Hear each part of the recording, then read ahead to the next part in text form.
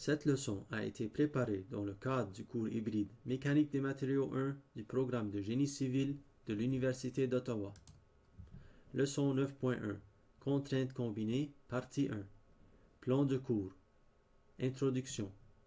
Important, cette leçon donne une introduction au sujet des contraintes combinées. La leçon 10.3 va compléter la discussion sur le sujet. Introduction. Dans les leçons 5 à 8, on a appris comment calculer les contraintes et déformations dues à trois types de charges externes. 1. Les charges axiales. Les charges axiales, on a vu, créer des efforts internes qu'on appelle des efforts axiales internes. Le type de contrainte est une contrainte normale due à l'effort axial N, et le symbole de la contrainte était un symbole sigma. La formule était N divisé par A. 2. Force de torsion. Les forces de torsion ou les moments de torsion créent des torques internes. La type de contrainte est une contrainte de cisaillement due à la torsion. On a vu que c'est une contrainte de cisaillement, alors on utilise le symbole tau. Et la formule est égale à la force de torsion interne multipliée par le rayon divisé par le moment d'inertie polaire. 3. Les forces de flexion. Pour les forces de flexion, on a deux types d'efforts internes qui se développent, un moment interne et un effort tranchant interne. Le type de contrainte. Pour le moment interne, on a une contrainte normale due au moment interne M. Le symbole est sigma car c'est une contrainte normale. Et la formule est simplement le moment multiplié par la distance perpendiculaire Y divisé par le moment d'inertie par rapport à l'axe Z. L'effort tranchant interne. L'effort tranchant interne cause une contrainte de cisaillement due à l'effort tranchant V.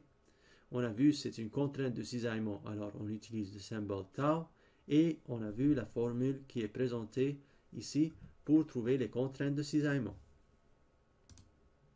Certaines composantes structurales et mécaniques peuvent avoir une combinaison d'efforts internes. Voici quelques exemples.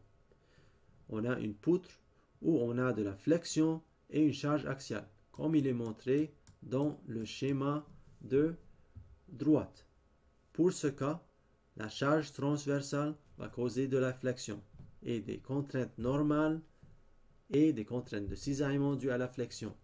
Et cette force axiale va causer des contraintes normales axiales.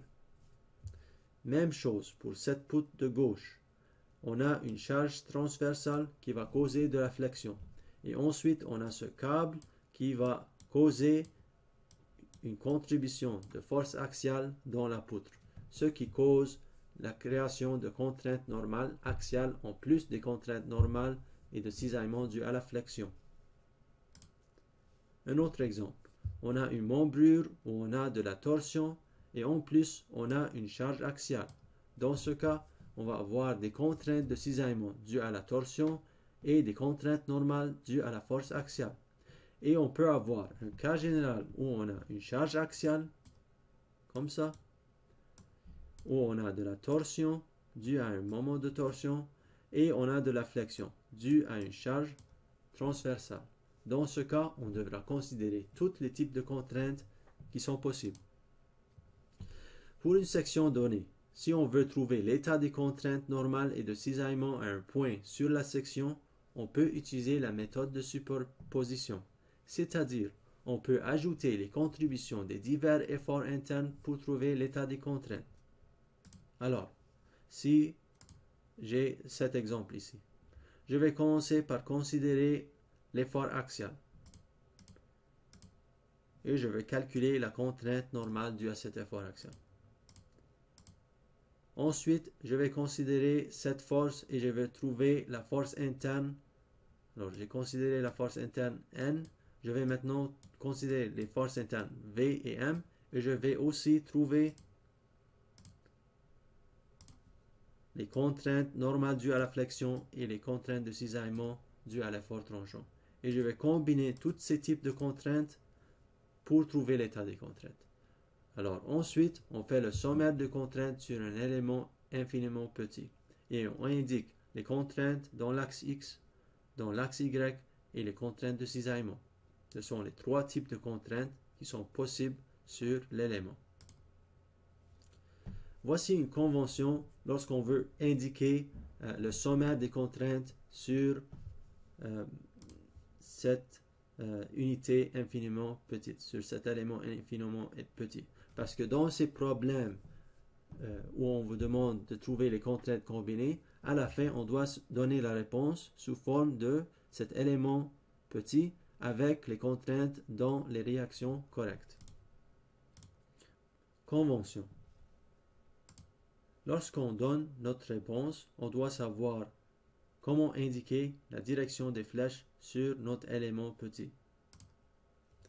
Pour les contraintes normales, si on a une contrainte positive, dans ce cas, on va mettre les flèches dans la direction de tension sur le schéma.